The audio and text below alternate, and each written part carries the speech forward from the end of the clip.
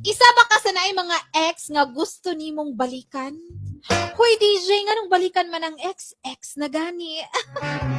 Bitaw no, nganong balikan man nimo imong ex? Gipasakitan man ka. Pero oy mga kabisyo, these are the signs. Sign nga dili na nimo dapat balikan ang imong ex. You know, sometimes it can be mighty, tempting to get back together with an ex. Lami man jud makigbalik sa ex, labi na pag naapa kay gugma ani imong ex. Especially kapag kanang nag-sorry gamay, nya naginom-inom, o nya nagpaatik na sad ka. Nagstorya ka dali, wala, oy, balik na sad anga, oy. Sign number 1. Dili siya gusto sa imuhang mga friends. Nausahay manggod kay buta ka ita sa gugma ba? Only our friends ang naka-witness kung unsa ta katanga anak nga tao.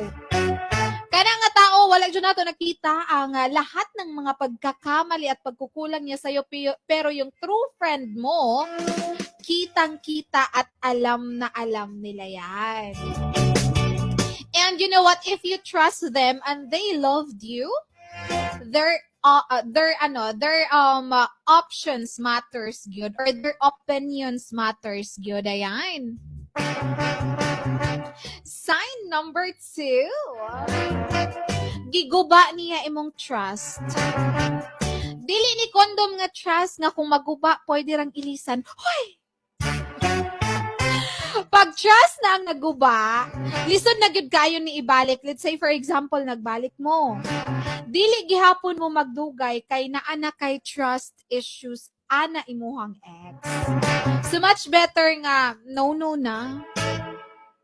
And you know what? Building trust is an incredibly important part of a relationship. So dapat naagyo na permi. Pero pag once naguba na, ay na jud siya baliki kay pasakitan gihapon ka ana niya.